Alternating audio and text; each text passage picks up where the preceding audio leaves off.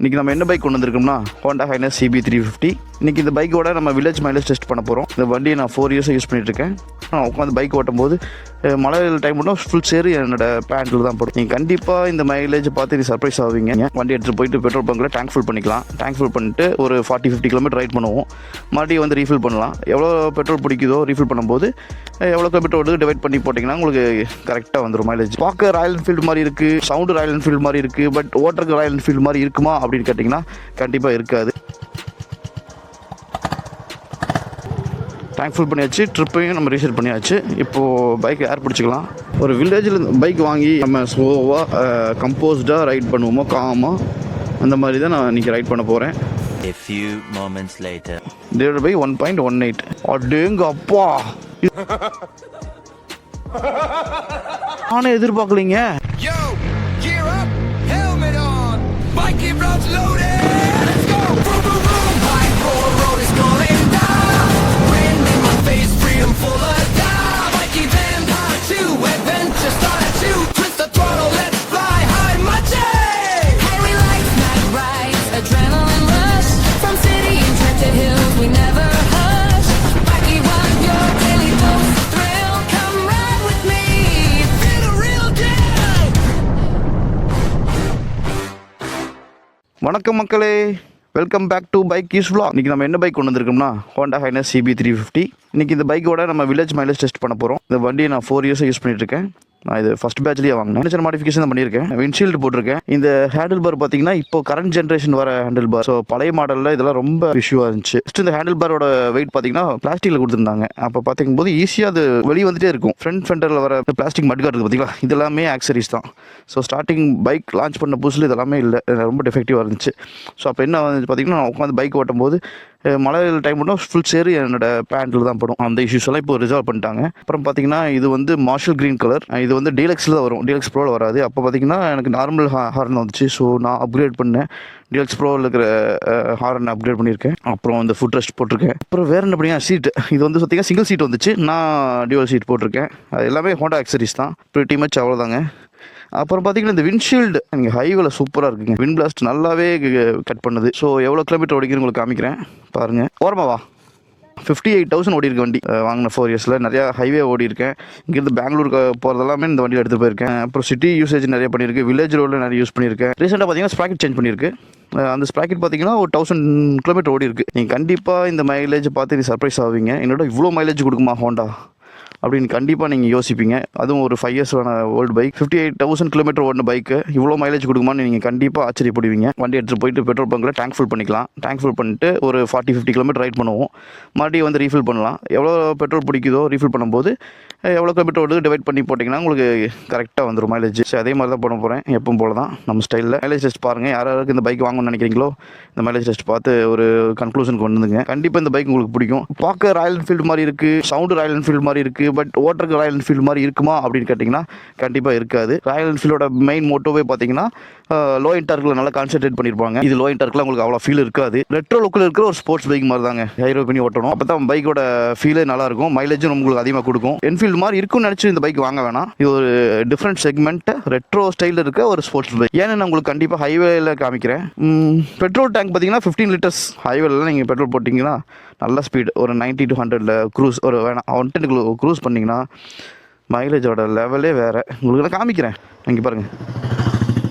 Diesel புல்லட்டோட sound நல்லா இருக்குல்ல. இப்போ நான் இந்த பைக்கோட எக்ஸாஸ்ட் சவுண்டு காமிக்கிறேன், எப்படின்னு கேளுங்க. பாருங்கள், ப்ரிட்டி மச் அந்த என்ஃபீல்டோட சவுண்டு வந்துடும். இப்போ வர என்ஃபீல்டு கிளாசிக்கில் கூட இந்த சவுண்டு வராது. புது இன்ஜின் ஜே சீரிஸ் இன்ஜினில் இது இன்ஜினில் வர பீட் கிடையாது. இது வந்து சைலன்சரில் அவங்க பண்ணியிருக்க பீட்.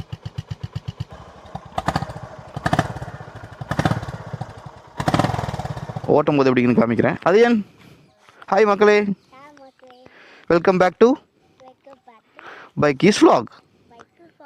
High super. ஓகே மக்கள்ஸ், டெஸ்ட்டு ஸ்டார்ட் பண்ணுவோம். நான் இப்போது பெட்ரோல் பங்க் போகிறேன். நம்ம அதுக்கு முன்னாடி அதையும் நான் வந்து வீட்டில் ட்ராப் பண்ணிவிட்டு நான் பெட்ரோல் ஃபில் பண்ணிவிட்டு நான் டெஸ்ட்டை கண்டினியூ பண்ணுறேன். ஏன்னா ரொம்ப வெயிலாக இருக்குது, சம்மர் ஸ்டார்ட் ஆகிடுச்சு. என்ன அதையும் வீட்டுக்கு போகலாமா? எஸ் எஸ் ஐ காட்சா.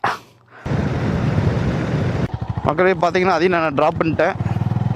அவனை நான் ட்ராப் பண்ணிட்டு நான் பெட்ரோல் பங்க் போயிட்டுருக்கேன்.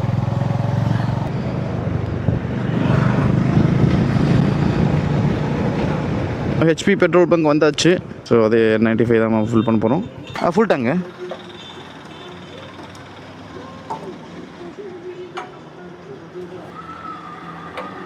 மக்கள் இங்கே பாருங்கள் எவ்வளோ பெட்ரோல் பிடிச்சிருக்கு. டேங்க் ஃபுல் பண்ணியாச்சு.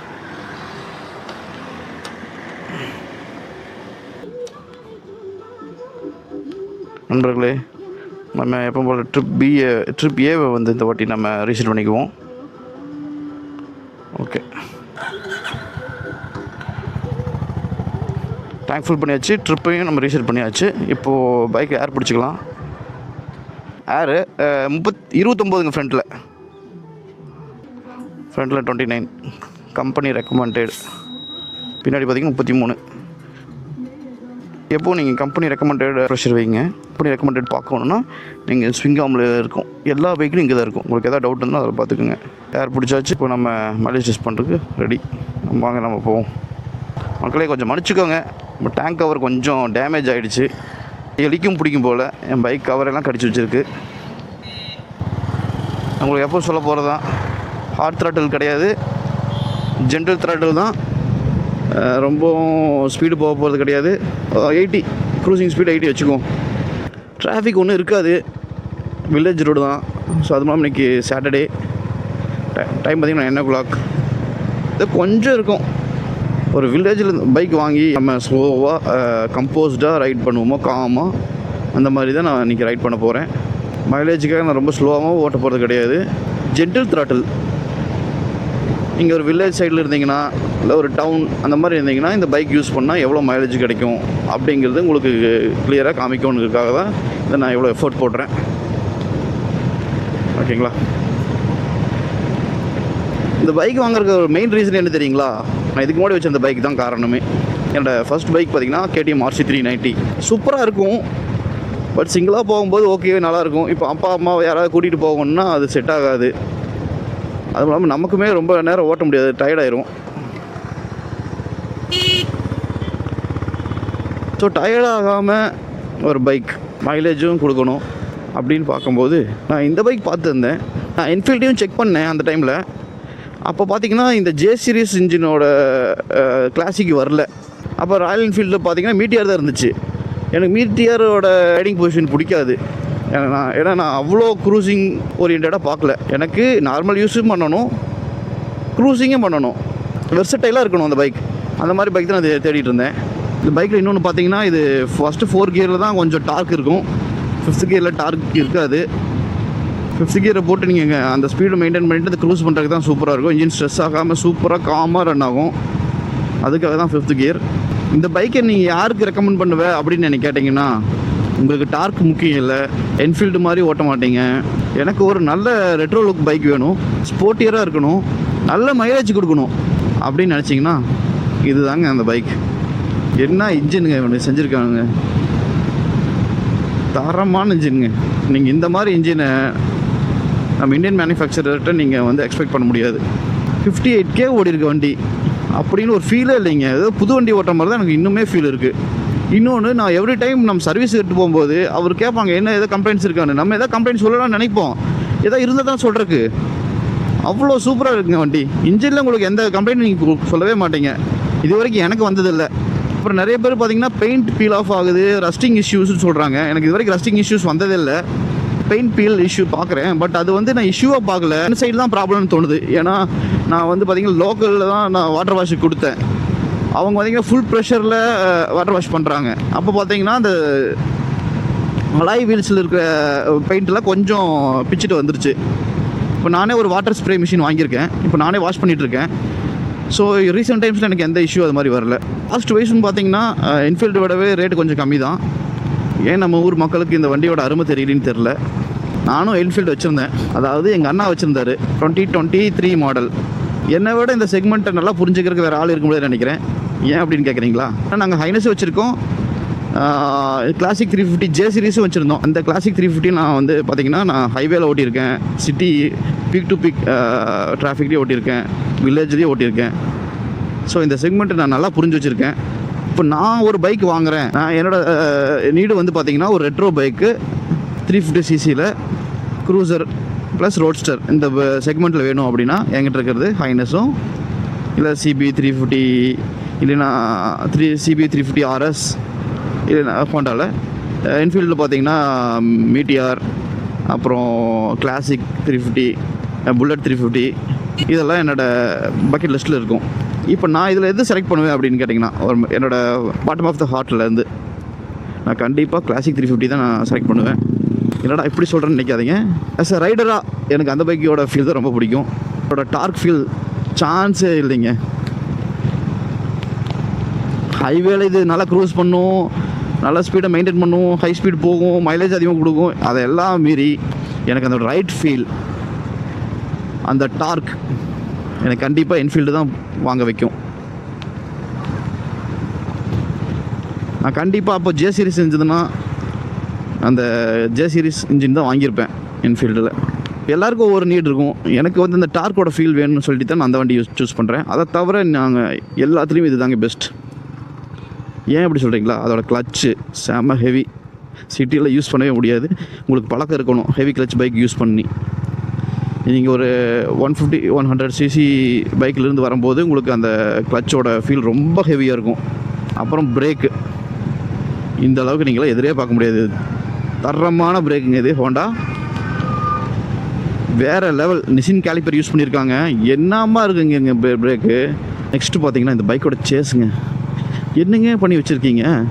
உங்களுக்கு க்ரூசர் தானங்க ஹோண்டா பண்ண சொன்னோம். நீங்கள் என்னங்க ஸ்போர்ட்ஸ் பைக் மாதிரி நீங்கள் சேஸ் க்ரியேட் பண்ணியிருக்கீங்க. ஹை ஸ்பீடு கார்னரில் எவ்வளோ ஸ்டேபிளாக இருக்குது தெரியுங்களா பைக்கு.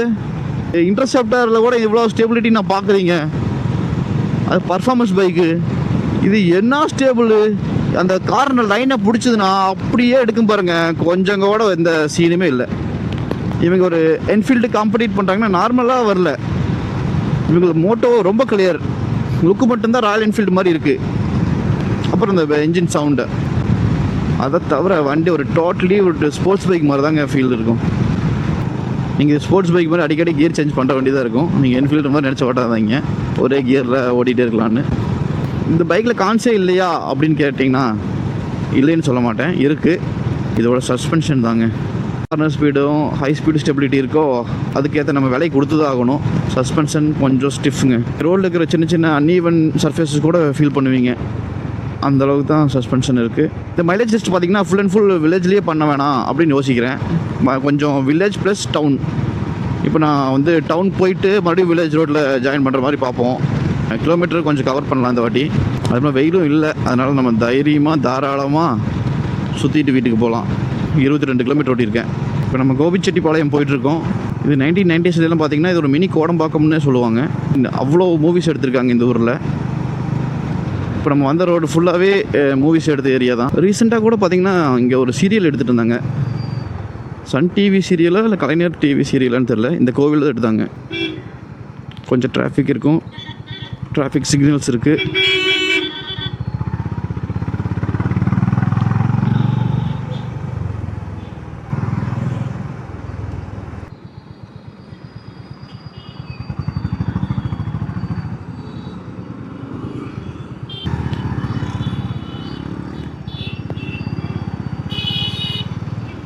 இதுதாங்க கோபிச்செட்டிப்பாளையம்.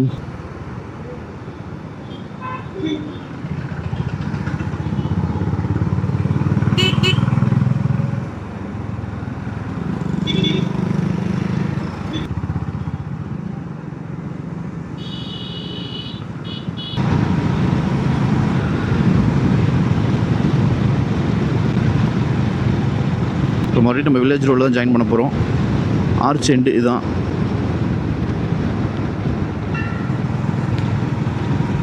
இங்கே நம்ம ரைட் எடுத்துக்குவோம். இது ஒரு நல்ல ரோடு தான்.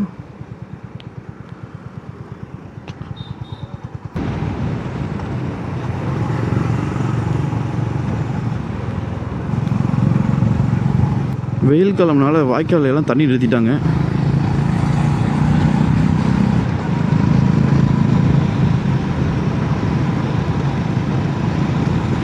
தண்ணி நிறுத்துறதுனால நமக்கு வாய்க்கால் சுத்தம் பண்ணுற வேலை நடக்குது.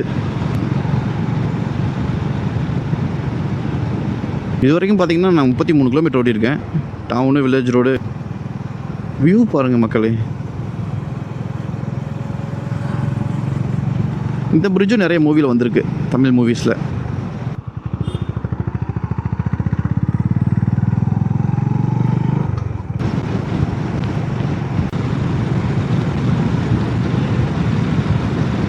இப்போவே பார்த்தீங்கன்னா 42.5 கிலோமீட்டர் ஓட்டியாச்சு. மேக்ஸிமம் இன்னொரு 15-16 கிலோமீட்டர் ஓட்டும்னு நினைக்கிறேன். ஓகே மகளே, நான் ரொம்ப பேசிட்டேன். அங்கே பெட்ரோல் பங்க் போய்ட்டு ரீஃபில் பண்ணும்போது நான் வீடியோ கண்டினியூ பண்ணுறேன்.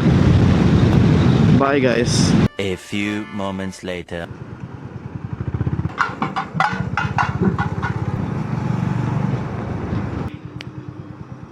மக்களே, நம்ம மறுபடியும் பெட்ரோல் பங்க் வந்தாச்சு. 60.2 ஓடி இருக்குது. பெட்ரோல் ரீஃபில் பண்ணலாம். ஃபுல் டேங்க, பவர் தானுங்க நண்பர்களே. ஃபுல் டேங்க் பண்ணிட்டோம், அதே அளவு தான். இப்போ பார்த்தீங்கன்னா 1.18. நீங்கள் இப்போ சர்ப்ரைஸ் ஆக போகிறீங்க. எவ்வளோ மைலேஜ் கொடுத்துட்டு மட்டும் பாருங்கள். இப்போ எவ்வளோ ஓடி இருக்குது? 60.02 டிவைட் பை 1.18. அடேங்க அப்பா, இது நானே எதிர்பார்க்கலைங்க. 48 தான் மேக்ஸிமம் எடுத்திருக்கேன் இதுக்கு முன்னாடி. இப்போ இன்னும் இவ்வளோ மைலேஜ் கிடச்சிருக்கு. சான்ஸே இல்லை நண்பர்களே. வில்லேஜில் மட்டும் யூஸ் பண்ண அந்த பைக்கு தாறுமாற மைலேஜ் கொடுக்கும் போலயே. நண்பர்களே, நானே சர்ப்ரைஸுங்க. இந்த வீடியோ உங்களுக்கு பிடிச்சிருந்துச்சுன்னா லைக் பண்ணிக்கங்க, சப்ஸ்கிரைப் பண்ணிங்க, ஷேர் பண்ணிக்கங்க. தேங்க்யூ கைஸ், பாய்.